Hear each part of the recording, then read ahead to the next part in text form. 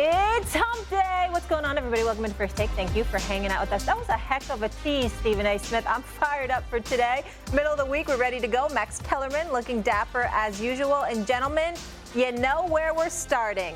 The Clippers.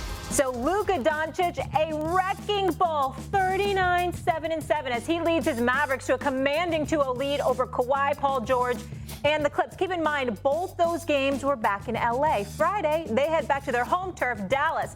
Ty Lue, you getting concerned?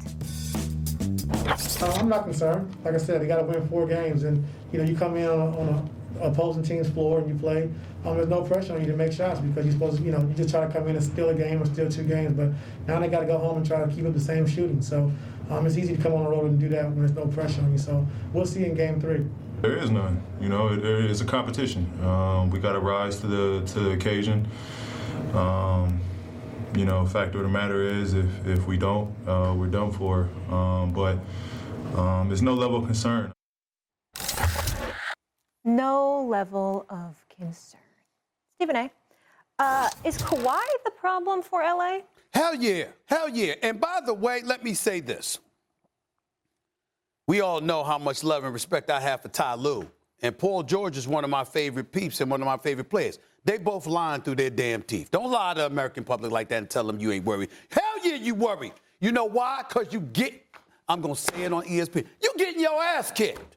That's what's happening right now. That's what's going on with the Los Angeles Clippers. We've got a situation where Kawhi Leonard has dropped 41. I understand that. But this is why I'm not letting him off the hook, Max. And Max, you know where I'm going, baby. I'm very, very predictable with this. Ain't nobody questioning the greatness of Kawhi Leonard. A matter of fact, I'm asking for significant validation on both ends of the floor. Luka Doncic is the best player in this series. Period. 22 years old, second time in the playoffs, and busting their living you know what. He gave it to you in the bubble. He put you on notice that he was there. Did you see the disrespect that he showed to the Clippers? I mean, Max sitting up there, he cussing them out in Slovenia. What is Slovenia? I don't know what the hell he's Eastern European languages. I mean, it's a European language. None of us know. Cussing them out, talking smack. Yo, Patrick Beverly, you too small. Yo, Kawhi, you can't deal with me. Whatever this person, you too damn slow. Talking smack to them. While dropping 39 on them, busting their little butt. And then, to accentuate the level of disrespect, this dude is literally shooting 3-point shots off of one leg, leaning off his left leg, and just throwing like he playing a game of horse. And playing with them, talking smack to them, busting their little living you know what. I know what Kawhi Leonard did in the first half. I understand he ended the game with 41, but when it really, really counted, where the hell was he? Couldn't be found. But you could find Luka, and I don't want to hear anything about Paul George. Paul George shot 54% from the field, even though it was only 1 for 7 from three-point range. Last time I checked, he's the second option. He did drop 28, okay? He showed up. Kawhi Leonard is the one with the crown dangling from his mirror. Kawhi Leonard was the one with the New Balance commercials in his convertible. Kawhi Leonard was the one that said, yo, King James, it's a new king in town. Last year, King James was waiting for him, okay? You gave up a 3-1 lead in the Western Conference semis and got bounced. And this year, on the same night that the King showed up in Phoenix with Anthony Davis, understanding they couldn't afford to fall a 0-2, they handled their business, and on that same night, Kawhi Leonard and the Los Angeles Clippers found themselves in a 2-0 hole to a Dallas Mavericks team that looks better, that has a 22-year-old who is better than anybody that they got right now, and busting their living you know what. I'm going to say it one more time so everybody understands that even though I know that this is Disney, it's the Disney Channel, it's the kids, and we love the kids. Stevie love the kids. He sure does. Bottom line is, Clippers getting their ass kicked. They better handle it. They better handle it. You have a lot of shows. What show is this again? Stephen A's World. What show is this? Plus. What show is this? This is First Take. Okay, because I feel like we entered Stephen A's world just now. Because only in Stephen A's world does a dude show up, drop 41, 6 and 4 with 2 steals, 9 out of 10 from the free throw line, 14 of 21. He's hitting 2/3 of his shot from the field, 4 of 7 from 3. Talk about 50, 40, 90 with 41 points. And in your opinion, he's the problem. It's not Kawhi Leonard is not the problem, Stephen A. Okay. Now, Paul George had a nice game, except, by the way, 4 minutes and change left in the game. He finds himself being guarded by Kristaps Porzingis on the perimeter. On the broadcast, they're yelling, put it on the floor. Now, right. you put it on the floor, it's a one-possession game. Yep. Who's going to stop you in the paint? It's a one-possession game. Instead, he shoots, misses, of course. Yep. Doncic the other way, 7-point game, right? So in key moments. Now, why are these things happening? You're blaming Kawhi. I'm blaming Ty Lue. Ty Lue is the issue right now. Now, he could make in-series adjustments, and he better, because it's not just that they're getting their you-know-what's kicked. It happened twice at home, as Molly points out. That's a problem. But Ty Lue is the issue. Why did you get Rajon Rondo? What was the point in bringing in Rondo? For these moments, to organize your offense, especially under pressure. To give yourself, when it matters most, a big three. How many minutes Rondo played last night? 19 minutes. 19 minutes. Reggie Jackson played 30 minutes. Reggie Jackson, of all the starters, right? Reggie Jackson was minus, I'm forgetting already, minus a lot in 30 minutes. You know what Rondo was? He had the smallest, everyone's minus on the Lakers, right? Mm-hmm. He had the smallest plus minus on the Lakers. In other words, when he was in the game, the Lakers operated better, Clippers. The Clippers operated better, because he did this with the Lakers too. Mm-hmm. Better, much better than with him out of the game. So let me ask you something. Interruption. Yeah. Rondo was a plus 13. Plus 13. Plus 13, because the bench, right. The Clippers bench, right. He was plus 13. Plus 13? Right. Excuse me. Yeah. Reggie Jackson, I think, was the minus. Plus 3. Reggie was plus 3? Plus All right, 3. anyway. Plus Rondo 3. was better than Reggie. Right. There's a lot of plus minuses dancing around in my head right now. Okay. Rondo was plus 13. Why is Patrick Beverley starting? Why is Reggie Jackson getting that much burn? And why is Rondo languishing on your bench when the whole reason you brought him in was for this? You think it's just going to be ISO Paul George taking a jump shot over Kristaps Porzingis in what could be a 1%? If Rondo's in the game, you think all these things are going down the same way?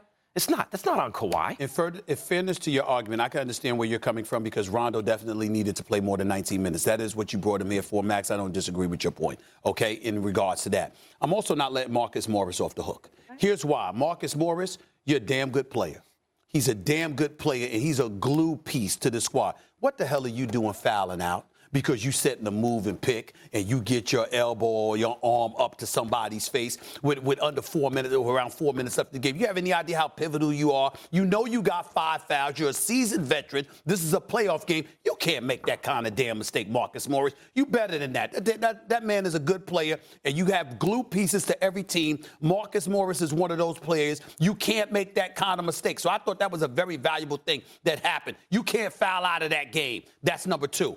But I'm going to get back to why I'm pointing the finger at Kawhi, because I'm not looking at just numbers. I know what Kawhi can do offensively. I know offensively in terms of his efficiency and what he brings to the table. This brother's top 5 talent in the world. I know how elite Kawhi Leonard is. But we also talked about his defense, and that's what made him special. He was an MVP in the finals because of his defense. Although LeBron averaged 28 against him, LeBron shot 37% from the field back in 2014. That helped, and a lot of people credited Kawhi, obviously, with that, and he got league MVP. You came after you won the title in Toronto. You came to L.A. with that mantra, that reputation. And this dude, Luka, giving it to them. And I'm not talking about just giving it to you. I'm talking about talking smack to each and every one of you and your teammates. I'm talking about you as a leader. When we looked at LeBron last night, when he got in Kentavious Caldwell-Pope's face, I want you to shoot the damn ball. Got all in this mug. You look at the little elements that LeBron brings to the table. That's Rondo. Wait, that is not Kawhi. That is not Kawhi. That is not Kawhi. That is Rondo's job. That's what he's there for. We knew that wasn't Kawhi. That's why you bring Rondo in. The team defense is also on Ty Lue. It's not just a Kawhi issue. That's coaching. And I want to clean something up real quick. I was talking about plus minuses and stuff. All the all the Clippers had minus, right? Because they were getting outplayed. The Clippers bench was outplaying the Dallas bench. But the guy with the lowest plus minus of the starters was Kawhi, -7. Everyone else was much worse. It wasn't him. Okay. And Rondo. We got your point. Okay. We got your point. So Max says it's coaching. You say it's Kawhi. I have one question for you. Yeah. So white men can jump. Huh? So white men can jump. Some. Yeah. Luka would being one of them. No, he can shoot. He can't really jump. Luka's just alpha. Let's get to the other LA squad. The Lake Show caught a break because Chris Paul was held out for most of the second half because of the right shoulder injury he suffered in Game 1. I felt sick for CP3 having to watch that game on the sideline. The young Suns came to play, but it wasn't enough. LeBron, how do you get AD going? You said you were looking forward to seeing AD in Game 2, and obviously he had a much more aggressive game. What were you trying to do, in the game to get him maybe some looks or some opportunities for him to be more aggressive? Give him the ball early, often, and always. It's that simple. He responds to games like Game 1. He's not a guy who talks about it. He's about it. And he goes out and do it. So, give him the ball early, often, and always. No 7 seeds ever won the NBA Finals in NBA history. Is that something that gives you extra motivation during this playoff run? Well, one, for the group, we don't look for bulletin board, motivation. We're motivated because we're in the postseason again. And as a team, we have an opportunity to do something special. No matter what seed you are, if you get into the postseason, you have an opportunity to do something special. And we're one of those 16 teams that made the postseason. So, we look forward to it. All right, the Suns hung tough, but it wasn't enough. Safe to say losing, not LeBron style. With him on the team, the Lakers are 6-0 in the postseason following a loss. They're also winning with a statement in those games. They're holding their opponents to less than 100 points. No word yet on Chris Paul's status for Thursday night's Game 3 in LA. Stephen A., how do you feel about the Lakers after that win? I'm very worried. And the Lakers showed up like a champion last night, and I give them a lot of love and credit. It's not only Anthony Davis, that's obvious. LeBron, some big-time shots. Andre Drummond showed up, and he played very well. And Dennis Schroeder was outstanding last night, deserves a lot of credit. But I got to tell you something about this Phoenix Suns team. The more I watch them, the more impressed I become by them. Mm-hmm. I'm going to throw out a name last night, Max, that nobody would think I would mention. That kid, Cameron Payne, filling in for CP3 because CP3's health was compromised and Monty Williams made the choice to sit him down because that wasn't CP's choice. He was trying to labor through it. Monty Williams was like, nah, you clearly hobbled. That showed you can't dribble the ball right, can't pass the ball right because that shoulder is really, really hurting him right now. And God bless him. I'm so sad for him because every time this guy can make that kind of a difference, the postseason time, somehow he always gets hurt. And I just feel so bad for him. Yeah. But I got to tell you something. Snake bit. This kid, Cameron Payne, showed up last night, lot of heart, had 19 points, 6 of 15 shooting, showed a lot of heart. Of course, you look at a guy like Devin Booker, and he's going to be what he's going to be because that's who he is. He dropped 31. But DeAndre Ayton, second game in a row, 11 for 13 from the field. That's 84% shooting. Shot 90% in the first game, had 21 points. Shot 84% last night. Finishes with 22 and 10. DeAndre Ayton, I'm looking at him. I'm looking at Cameron Payne. I'm looking at Bridges. I'm looking at Cameron Johnson. And where the Lakers got in trouble and they lost that 15-point lead is because those young Lions sat up there and said, y'all are bigger, but we don't believe you stronger. We damn sure know you ain't faster, and we gonna get all up in you. And they got in the Lakers, got them real uncomfortable, and I found myself saying, I picked the Lakers to win this series in 7. I'm not gonna jump off of it, but I'm looking at the Lakers going back to that arena for a Game 7, and I said, oh my God. And by the way, just as an aside, Max, the crowd there at Phoenix last night was fantastic. And then I'm looking at the Clippers have fake, whatever the props or whatever it is in the stands at the Staples Center. I'm like, what the hell is that? Okay, because remember, I was at the Staples Center last week for the playing game against the Warriors. That wasn't what was there for the Lakers game. Why the hell was it there for the Clippers game? That gives me back to Snoop. Clippers. By the way, if the Clippers ever do wind up playing the Lakers, it'll be packed with Lakers fans, whether it's a Clippers game or not. Let me tell you something. That's a home court advantage. Yeah. Going into Phoenix, that crowd last night was sensational. They had me feeling hyped about you basketball got to worry about a being Game back. 7. It ain't going to get to a Game 7. You don't have to worry about a Game 7. I thought originally it would. I don't anymore. It would with CP3 without question. But look, you said him. That dude is snake bit. But I want to give you 3 reasons the Lakers got this. I'm confident. Number 1, Are we forgetting that toward the end of the regular season, no LeBron, Suns on a roll, AD gave him 42, and I think it was 15 in a win? Are people just forgetting that? Lakers beat them when they were squad up. The Lakers weren't. That's one. Number two, the Lakers just split on the road. You're good, man. You just took home court. You're good. When you go into someone else, the number 2 seed or the 7 seed, you go to their house and you get a split on the road to start the series, you're good. And 3, you brought it up with CP3. I feel terrible for him. He's compromised. He's snake bit. I bring up Stephen A. We still butt heads about this one. I think if CP3 would have been available against Golden State when he was in Houston with Harden, they could have won that. I think they would have won that. But here he is again. He's clearly not going to be his normal self throughout the rest of this series. The coach is keeping him out of a game. He'll come back. He'll play. Are you expecting the best version of CP3? And let me tell you why that's a huge thing. Without CP3, you said Devin Booker. Book's going to do his thing. Not the difference with, like, Book can play on ball or off ball, just like CP3. They're great combo guard backcourt. But as you always call CP3, the quintessential point guard, that's right. Booker, even though he can do those things, is the quintessential mini Mamba. He's that off guard who will kill you. Once he is more responsible for the offense and he can't just do his Mamba thing, that makes him, he's still going to be great, but that's not the ideal role for Booker, even with Payne. That's not the ideal role for Booker. For all those reasons. What's that? That wasn't it, though. They were doubling Booker. They went big, and when you take away the interior, because you got such massive size with Drummond, with LeBron, with AD, when you do that, plus you're willing to double Booker. Well, let me ask you. I understand. It still could have ended up similar in terms of his results. You might have gotten more production from somebody else. Right, sure. But they're clearly willing to take that chance because Devin Booker is their version of Mamba. If you have Booker on your team, you don't want to use him as a point guard. You would rather not. You would rather use him as a weapon. I didn't view him as a point guard last night. I think he had a little more ball. I'm just saying, they gave it to him to make a play for himself. All right, okay. But the fact remains, no LeBron, they win with AD. They got a split on the road, and now Chris Paul is compromised, whether you agree with that other point or not. Lakers are going to take this in 6, maybe 5, but I'll say 6. They got a lot of size, and I think that Monty Williams and Phoenix has to figure out a way to make the Lakers go smaller.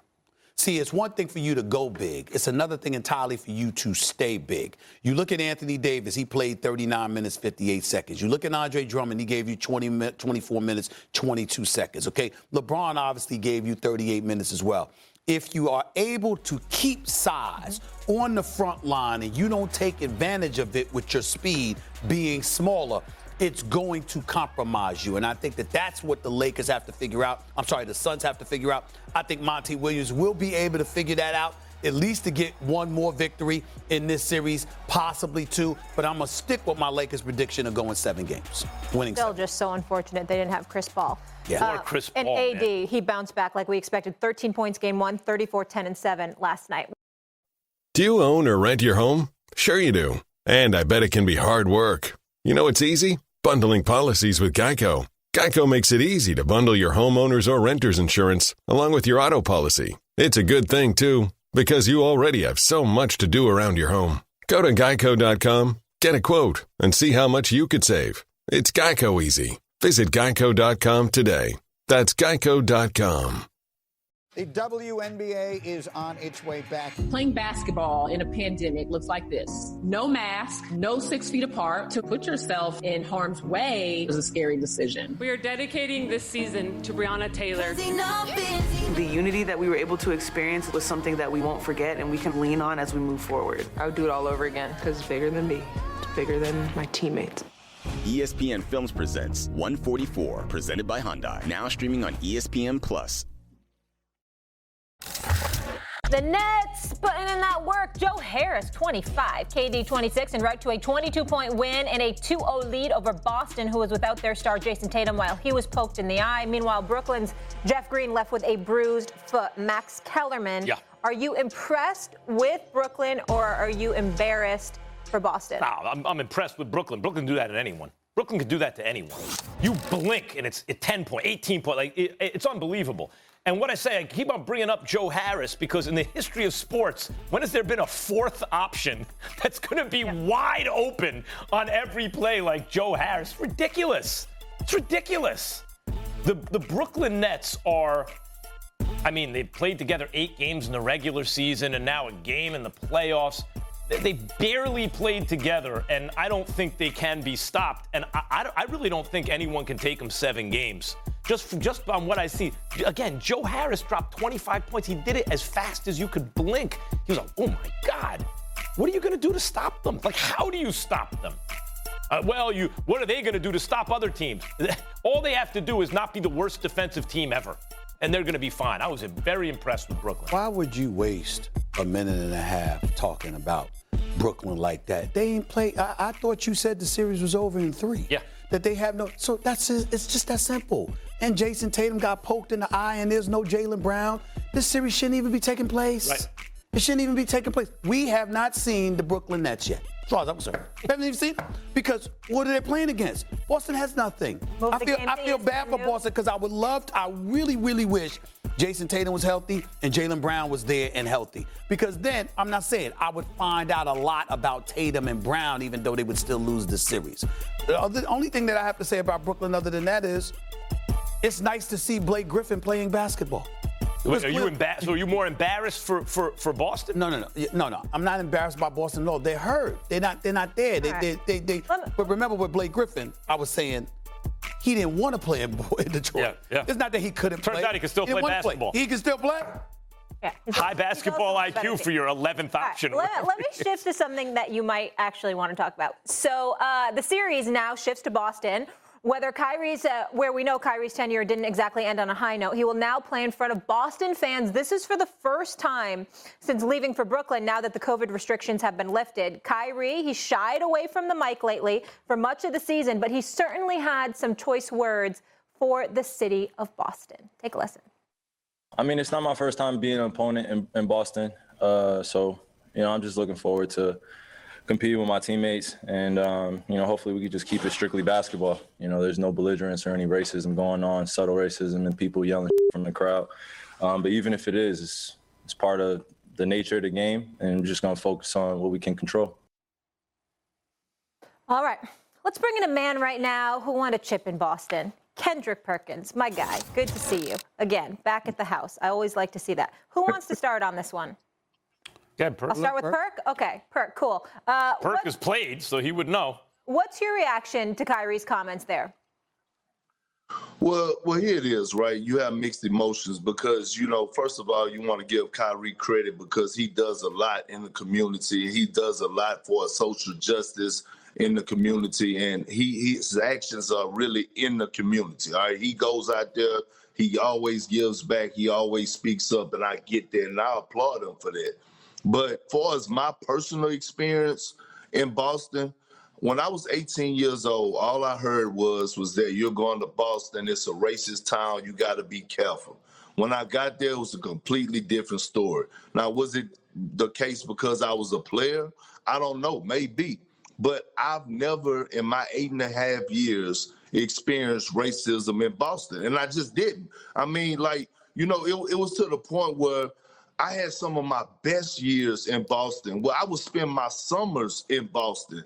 That's how much I enjoyed being in Boston. And I was like, it's not what people say it is. And if you look back and you look at guys that say things like Kevin Garnett at his Hall of Fame speech, he said, only regret I had is that I didn't come to Boston earlier. He loved the city of Boston. He loved it to this day. I understand we won a championship. But on top of that, I had my uncle named Kevin Cooper who moved with me when I was 18 years old, moved with me to Boston when I first got drafted. Guess where he's staying at right now? In Boston. He's still out there. He moved out there with a whole family. He has a family now, about to be married and everything. I done been to the hoods in Boston, meaning I done went to Roxbury, Dorchester. I used to go out there every Sunday. I done been to all the other upper class communities. I stayed in one. I spent Thanksgiving I spent Thanksgivings at a few times at white Americans' homes where they embraced me and my family, my neighbors. One of my good friends who was a white American died like about 5 years ago, We called him Piggy. He died of a heart attack. I flew down there and went to his funeral. Great man, great guy. Used to always have my kids over at his house. So I can't speak for Kyrie Irving personally, but I could speak for Kendrick Perkins, and I could say that I didn't experience racism. I actually had a great time when I was in Boston. I actually was around great people that were not the same color of me, and it was good. Well, I can speak. I can speak about it. I'm not a former Boston Celtic. I know plenty of people who happen to be black that has spoken negatively about racism in Boston. I'm not going to say that it doesn't exist, but I'm going to tell you this. I think it's a phenomenal sports town. I think the actions of the few shouldn't taint the many. And that's why I'm going to say that Kyrie Irving was wrong to do this. He was flat out wrong, because I don't think this is about race at all. If you go to a Boston Celtics fan, when they are against you, it's because you're not a Boston Celtic. It's not because you're black. It's because you're not a Boston Celtic. Now, again, we got race issues in New York. We got race issues in Atlanta. We got race issues all over this country. So let's not act like it's confined to the streets of Boston, Massachusetts, okay? And if you're Kyrie Irving, here's why he's wrong. He's negating his role in the vitriol he's received and he's anticipating receiving from the Boston fans. It was Kyrie Irving 2 years ago, October 4th, if I remember correctly. Brian Scalabrine was hosting, emceeing some event to the Boston Celtic fans. It was Kyrie Irving sitting there next to Gordon Hayward, sitting next to Al Horford at the time. And Kendrick Perkins, you'll remember this, Kyrie Irving stood up before the crowd and said, I have every intention on re-signing with this team, if you'll have me. And then he got up and left. Might that not have something to do with them disliking you? I think that might have something to do with it. And so when we look at it from that perspective, you are now the enemy because you decided to depart from them, to go to another team as a free agent, to coax Kevin Durant into coming with you, because that's why Kevin Durant's in Brooklyn, because Kyrie Irving wanted to be in Brooklyn. KP knows this. Everybody covering the NBA knows that. It wasn't the other way around. KP followed Kyrie because that's their boys, and KD wanted to go where Kyrie went, and Kyrie wanted to go to Brooklyn instead of MSG. It is what it is. The point that I'm trying to make is, sure, you can make a case. There has been some things that have been spewed in Kyrie's direction. I have no doubt about it. Racially insensitive, racist even, okay? But that doesn't speak for the entire city of Boston. And more importantly, I don't care who you are. You are white, you are black. If you ain't a Boston Celtic and you are about to go against the Boston Celtics, whatever they find to talk about you that they believe has the potential to get under your nerves, they will do that. Kyrie Irving knows that. Get on the court, handle your business. This was not the place or the time to bring up that when there's a history that shows, oh, they're getting at you strictly for basketball reasons, not because you're black. The Chris Rock line, I'm supposed to be mad and politically correct at the same time, but I think this is actually a complicated issue, guys, because remember, Bill Russell, you know, he didn't want his jersey retired in front of the fans because of what he had to go through. But why did he go through it? There. A lot of white America, period, wasn't ready back then for black stars. And the thing about the Celtics is, let me tell you a story. I was uptown at some spot with Eric B. and Rakim, and Melly Mel was the greatest rapper of all time once upon a time. Melly Mel, this is going back, I don't know, 10 or 15 years at least.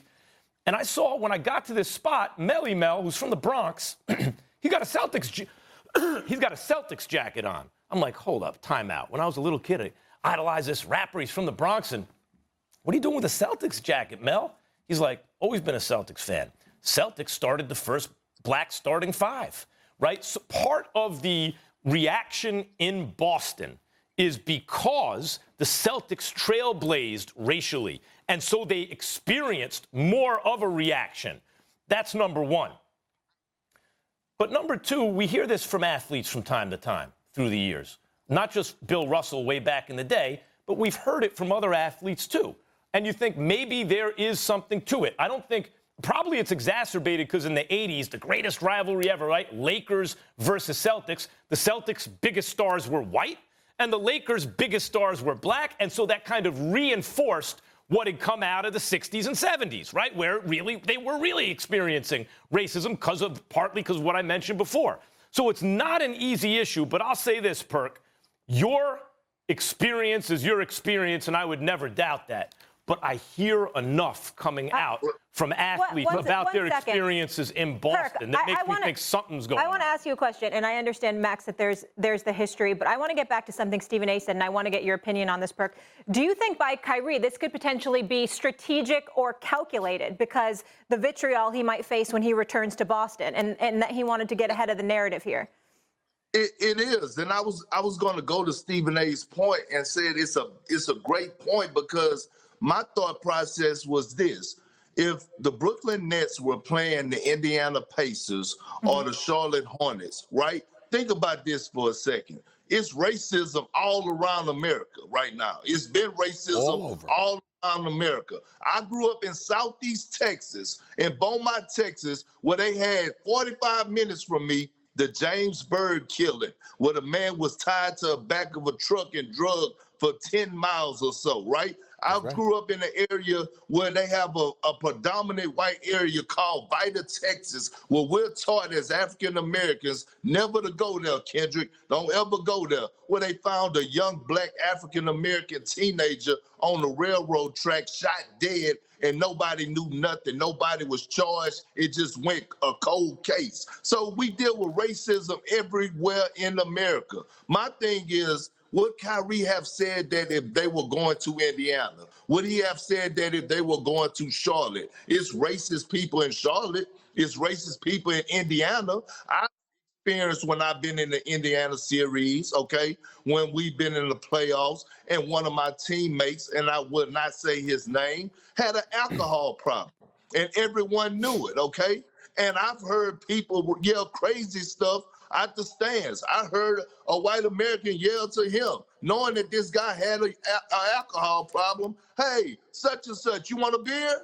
You know what I mean? Just shoot little stuff out there like that. I mean, at the end of the day, man, look, you know what happened, Kyrie. You know what to expect. And this, to me, you got to take this heat, not racism, but you got to take everything that's coming for us what this crowd is about to give you for us booing and chanting at you and doing whatever, because you laid this bed, so lay it. I'm not talking about racist slurs. I'm talking about the energy that you're about to get. Trae Young just embraced the hell out of New York. He did. That's a good point, though, about Trae Young in New York. They were chanting. I was at the game. They were chanting F Trae Young. Yeah. And let me tell you something. I don't care who you are. If you love sports, whether you are a Celtic or an enemy, you got to love playing in Boston because that crowd is something sensational. Yeah. And I will remind everybody, I also went to college in North Carolina, okay? And I can assure you, you got some racist people down there. I remember a Duke game when Olden Polynice, I think, it basically had an issue with at a record store, and the crowd threw records on the court. But in the same arena, Deadlift Shrimp came on the court playing for the University of Washington, and they were going at him, and he was laughing because nobody could understand what they were saying, and they were cursing him out in German, and the only person that knew what he was saying was Deadlift Shrimp. Everywhere you go, when you're the enemy, you're going to get treated in a certain way. Why are you bringing this up now? Kyrie is not right here. Not here. Welcome back to First Take, coming to you live from above the Heineken River deck at Pier 17. It is a beautiful day here in New York City. Meanwhile, Aaron Rodgers made his first on-camera appearance with Kenny Mayne on his final SportsCenter show, addressing the stripe with the Packers, saying it's a difference of philosophy, and highlighting the first-round drafting of Jordan Love, saying it's not about Love, it's how the move was handled, not on the up and up. GM Brian Gutekunst has admitted he mishandled it as such. Here's Aaron's coach. Aaron definitely knows how we feel about him. How he's such an important part to our football team, such an important part to our organization. And, we're just going to continue to try to work through this and hopefully can get him back in the building at some point. Ooh, ooh, ooh. Keep in mind the MVP quarterback is missing OTAs for the first time in his career. Super Bowl champ Jeff Saturday joining the program. Top of the morning to you, sir. Always good to have you. We'll get to you in a second. And I always like to remind everybody you did play with Rodgers for a season. But I am coming to you, Mr. Smith. I always feel like this subject's a little personal for you. It is. Do you believe Rodgers will sit out? I hope he does, and I think that it's an incredible possibility because I think that when you feel disrespected, all bets are off. And I think that's the thing that people don't realize about this. Now, obviously, we've seen far more examples than not of people caving in, but that's usually because of financial situations. You want to make smart business decisions. You don't want to paralyze yourself and compromise your bottom line. But if you've been Aaron Rodgers and you've been in this league for 15 years and you've made an exorbitant amount of money, and then you're hosting Jeopardy and you had the highest ratings of anybody when you did host Jeopardy, and you talking about the potential of making 10 to 20 million a year hosting that show or anything like that, it's not like you're devoid of options. You have options. And when you have options and you compare that to feeling disrespected, that's when it comes in. What bothers me about the whole Aaron Rodgers situation is everybody acts like, well, you know what? It's about winning games, and that's all that it's about. That's not all that it's about with professional athletes. It's the priority. But when you come to work every day and you don't like where you're working, you don't like who you're working for, you feel underappreciated and disrespected, and then you start looking at your comfort zone. What do I have available? What can I afford to do? Because guess what? Some things ain't worth it. And I will remind everybody, and I'm going to bring this up, Jeff Saturday. Irvin Magic Johnson was the president of basketball operations for the Lakers. Irvin Magic Johnson runs a $600 million a year business. He did not need the money. What happens? Stuff gets a little bit tight, a little bit too stressful, and out of the blue, the last game of the season, Irvin Magic announces, I'm out of here. And he comes on First Take, and he says, I don't need this. He has options. I don't need this because I have options. People are making a mistake when they assume megastars who've made big-time money just want to play so bad that they want to come to work every day to an environment they don't enjoy. Making them happy matters. And Green Bay's going to find that out with Aaron Rodgers if they don't know it already. He's never going to have to sit out. I keep trying to tell people this. It's like knocking my head against the wall. He's not going to have to sit out. The Packers have to know that, well, he's going to play, he'll be good. Sure. Let's say he decides to play. Can you win a Super Bowl with a quarterback who's publicly stated, I don't want to be here? You can't. You're not going to win a Super Bowl that way. And this team is built to win a Super Bowl right now. They keep knocking on the door. NFC Championship games. So what will dawn on the Packers eventually is that Rodgers flipped the script on them. You know, the Packers thought, we are going to determine the end of your tenure here. It's up to us. And what Rodgers is demonstrating clearly to the Packers, if they haven't gotten the message yet, believe me, it'll dawn on them eventually. Rodgers decides. He chooses. He's going to get to choose. What do I mean by that? He's going to instruct the Packers where he wants to play next year. I guarantee you he'll be playing for whatever team he says. It's the Packers' job to convince him to say the name Packers. In other words, I don't think it's out of the realm of possibility that the Packers, if they humble themselves publicly, can convince Rodgers to stay, but then he will choose to stay. Or he will tell them, trade me to the Broncos or whoever. And I guarantee you that's where he goes. The same thing I said about Harden in Houston, same thing I said about AD with the Pelicans. What those teams didn't understand early on is that player will absolutely and necessarily instruct them, this is where I'm playing next year, and it's 100% certainty they will play there next year. Because all they need to do is let the other teams know, no, I don't want to play there, and they're not going to give up the farm for him. And you can't win with a guy who doesn't want to be there. Rodgers will play for whomever he wants. The Packers' job is now to convince him, the deciding one, that it should be Green Bay. Listen, I totally hear what both of you guys are saying. And I do, Stephen A., your point about him being disrespected, Totally agree with you. I've been saying it the entire time. Here's where the argument for both of you guys and mine differ. When you look at the who you were doing it with and not necessarily the what, the who isn't just the Packers organization. He has relationship with all of those players as well. The 4 or 5 other guys who didn't go to OTAs, the receivers who didn't go to OTAs, David Bakhtiari, the starting left tackle, the defensive guys, the equipment guys, the trainers, the food service. Everybody in the building knows Aaron Rodgers and have been around Aaron Rodgers for the last 16 years. He cares about those people. He just said it when he's on there talking to me. He cares about relationships. Well, his most important relationships in his adult life have pretty much been in Green Bay. So does he like the GM for the Packers? I don't know. But can he win with that guy? Absolutely he can win. He just did it last year. Just look no further than last year. You think he was happy-go-lucky every time he walked in that building thinking about what they had done drafting Jordan Love and the way they had gone about it? Absolutely not. But is he a professional enough to continue to win as a Green Bay Packer? He absolutely is. And I think when all of this boils down, I think the loyalty he will have to the teammates in the building, the Devontae Adams, the Jones, the guys that he's been playing with, and they're right on the cusp. Right? If Bakhtiari is healthy against the Buccaneers, they probably end up winning that game and playing in the Super Bowl. When your left tackle goes down and the Buccaneers, dismantle you and get sacks all over Aaron Rodgers. But this team is that close. Guys, when you go to start to rebuild, he has to go rebuild all of those relationships. Whether you believe it or not, when you walk in that, when you walk in that building, you have to start and foster new relationships. He already has those built in Green Bay.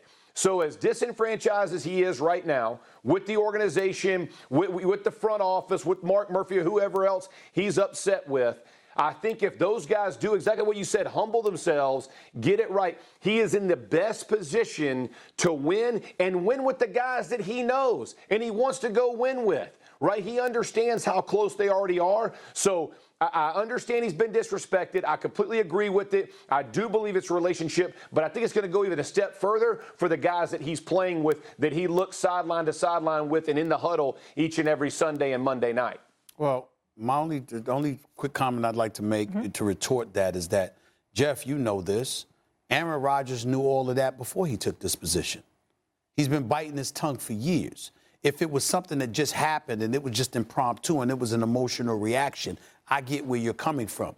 But if Jeff Saturday was inclined to take this position, I have to look at Jeff Saturday's career. I have to look at the amount of time you spent in this position with these players before you finally decided to speak out. I'm saying that all of those things, in my opinion, were taken into consideration before he decided to take the position he took publicly.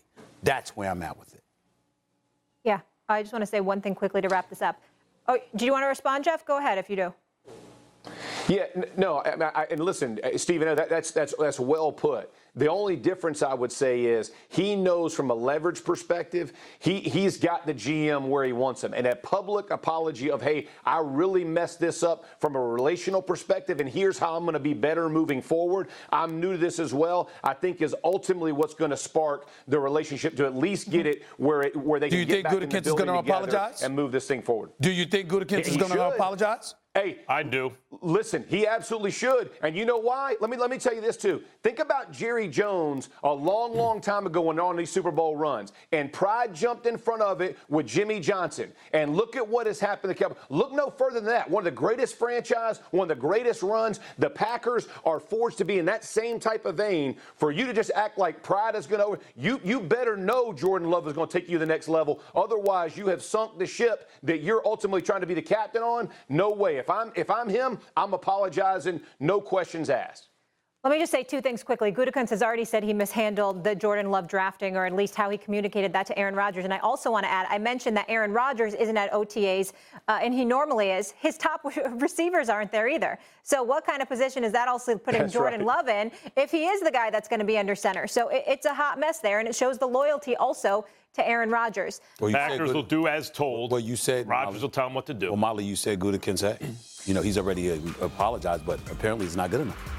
Hey everyone, this is Zach Lowe. Check out my podcast, The Lowe Post, where I talk to people in and around the NBA about everything going on in the basketball world. The one and only Nikola Jokic, the most watchable, telegenic player in the NBA.